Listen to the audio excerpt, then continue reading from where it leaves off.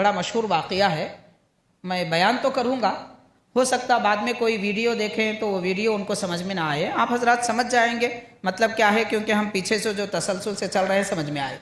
بعض لوگوں کو جلدی باتیں نہیں سمجھ میں آتی، اس لیے کچھ نہ کچھ کمنٹس کر دیتے ہیں، اعتراض کر دیتے ہیں، اور یہ ایسا کیسا ہوتا، ویسا کیسا ہوتا۔ تو حاضرین یاد رکھنا چاہیے کہ جو بات ہماری عقل میں نہ آئے، ہماری سمجھ میں نہ آئے، وہ غلط نہیں ہوتی، جبکہ وہ دین کی بات ہو۔ میں باقی دنیا کی باتیں نہیں کر رہا ہوں، دین کی بات ہے اور ہماری عقل میں نہ آئے تو یہ سمجھنا چاہیے کہ میری عقل چھوٹی ہے۔ دین کو چھوٹا نہیں سمجھنا چاہیے، بزرگوں کو چھوٹا نہیں سمجھنا چاہیے، ان کے حالات کو غلط نہیں سمجھنا، اپنی عقل کو چھوٹی ماننا۔ تو اللہ تعالیٰ وہ ہم چھوٹا سمجھیں اس لیے ہماری عقل کو بھی بڑی کر دے گا۔ تو خیر حاضرین، حضرت ابراہیم ادہم رحمۃ اللہ علیہ 14 سال سفر طے کرتے ہوئے کعبۃ اللہ پہنچے، 14 سال سفر طے کرتے ہوئے کعبۃ اللہ پہنچے۔ ایسا کیسا سفر کیے؟ ہر قدم پہ 2 رکعت نماز پڑھ کے جاتے تھے، اور کہتے تھے کہ یہ کعبے کا سفر ہے، میرے مالک کا گھر دیکھنے کے لیے جا رہا ہوں، اتنی آسانی سے جائیں گے؟ اس کو راضی کرنے کے لیے ہر قدم پر 2 رکعت نماز پڑھتے تھے۔ اور جب آپ وہاں پہنچے تو فرماتے ہیں کہ میں نے کعبے کو وہاں نہ پایا۔ جب کعبے کے پاس پہنچے تو کعبے کو نہ پایا، کعبہ نہ پایا مطلب کعبے کے در و دیوار تھے، مگر کعبے پر اللہ کی رحمت اور تجلیات کے جو جلوے تھے وہ جلوے وہاں موجود نہیں تھے۔ اس وقت جو جلوے ہوتے ہیں وہ موجود نہیں تھے۔ تو آپ نے کسی بزرگ سے پوچھا کہ اس کے جلوے کعبے کے کہاں گئے؟ تو آواز آئی غیب سے کہ رابعہ بصریہ سے ملنے کے لیے گئے۔ رابعہ بصریہ وہ خاتون تھی جو استطاعت نہیں رکھتی تھی کہ کعبے کی طرف آئے، تو خالق کائنات نے اپنے جلوے وہاں بھیج دیے۔ پتہ کیا چلا؟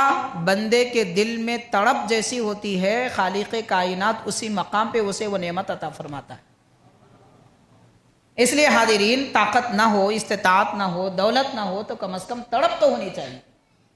اور یہ تڑپ پچھلے زمانے کے لوگوں میں تھی، جو فون پر، یوٹیوب پر وغیرہ پر کعبے کی تصویر، کعبے کی ویڈیو نہیں دیکھتے تھے۔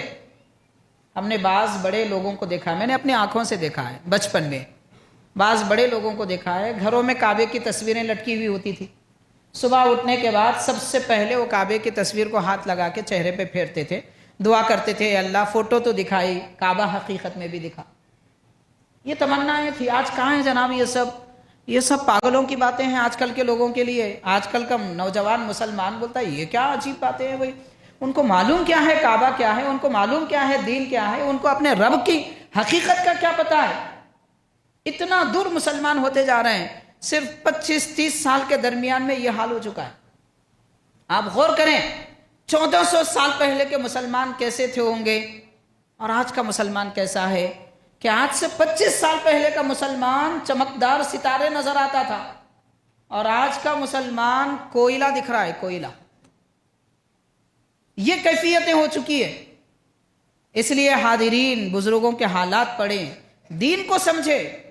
ہم کو پیدا ہی اس لیے کیا گیا ہے کہ ہم دیندار رہیں۔